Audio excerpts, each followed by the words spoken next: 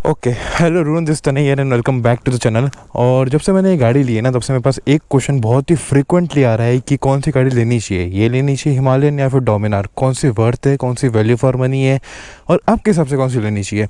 तो सबसे पहले तो आप लोगों को ये चीज़ समझनी बहुत ज़रूरी है कि वर्थ और वैल्यू फॉर मनी ये दोनों है तो एकदम सेम टर्म, इनके जो मीनिंग है वो ऑलमोस्ट सेम होते हैं, बट इस केस में थोड़ा सा डिफरेंट हो जाता है। तो लेट मी एक्सप्लेन।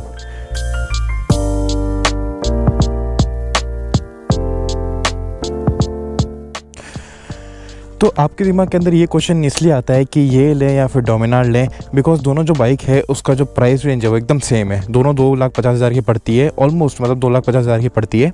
तो इस चीज़ को आपको समझने के लिए कि ये वर्थ है या वो वैल्यू फॉर मनी है, ये चीज़ समझने के लिए आपको ये चीज़ समझनी पड़ेगी कि दोनों का जो सेगमेंट है वो अलग अलग है। तो अगर आप मेरे से पूछें तो मेरे को हिमालयन वर्थ लगती है और डोमिनार, मान लो यहाँ पे डोमिनार पड़ी है, और डोमिनार वैल्यू फॉर मनी लगती है।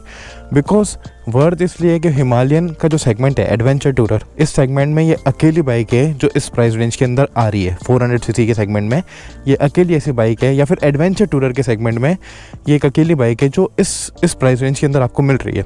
और डोमिनार वैल्यू फॉर मनी इसलिए है क्योंकि आप जो 2.5 लाख रुपये पे कर रहे हो, उस 2.5 लाख रुपये के आपको बहुत सारे फीचर्स भी मिल रहे हैं साथ में।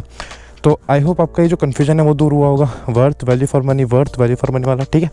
तो ये वर्थ बाइंग बाइक है अगर आपको एडवेंचर टूरर में जाना है, और वो वैल्यू फॉर मनी बाइक है अगर आपको ओवरऑल देखना है, ठीक है।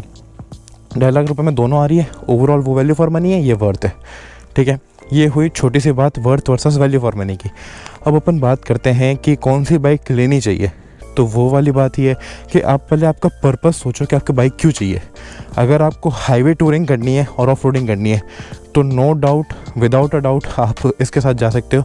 और आपको हाईवे टूरिंग करनी है प्लस सिटी में चलानी है और थोड़ी बहुत कभी कभार ऑफ रोडिंग करनी है, मतलब साल में एक बार आप लद्दाख ट्रिप कर लोगे तो कोई ऐसी कोई दिक्कत नहीं देगी डोमिनार भी, ठीक है। तो अब बात करते हैं कि जो डोमिनार है वो वैल्यू फॉर मनी क्यों है।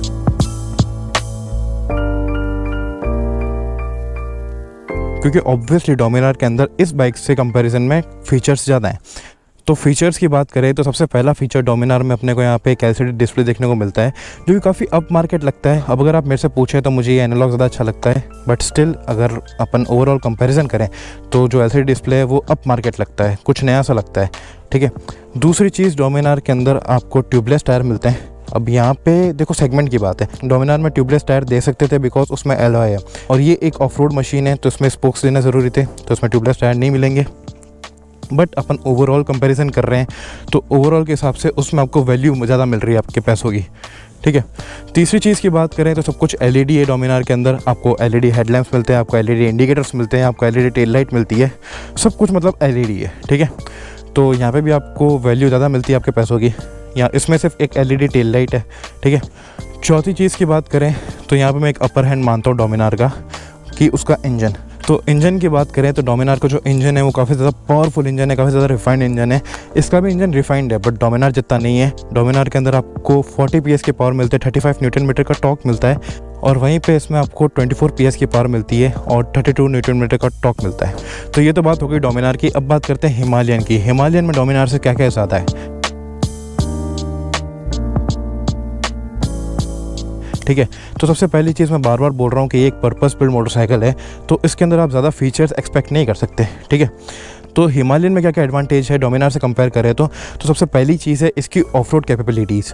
इसके अंदर आपको ऑफ रोड टायर्स मिलते हैं, ऑफ रोड सस्पेंशन मिलते हैं, ज़्यादा ट्रैवल मिलता है सस्पेंशन का, ग्राउंड क्लियरेंस ज़्यादा मिलती है। तो ये एक प्रॉपर ऑफ रोड मशीन है, ठीक है। दूसरी चीज़ इसका कंफर्ट कोई भी गाड़ी 2.5 लाख रुपये की रेंज में बीट नहीं कर सकती, ठीक है। इसको काफ़ी ज़्यादा कंफर्टेबल है, इसमें आप 400 किलोमीटर 500 किलोमीटर बहुत आराम से चला सकते हो बिना थके, ठीक है।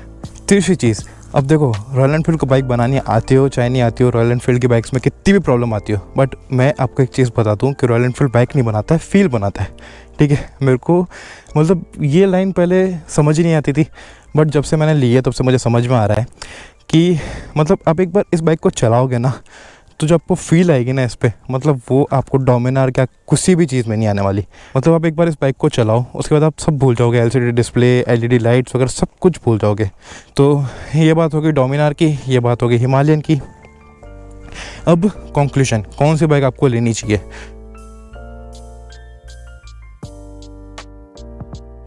तो सबसे पहले तो आपका पर्पस सोच लो क्या है बाइक लेने का।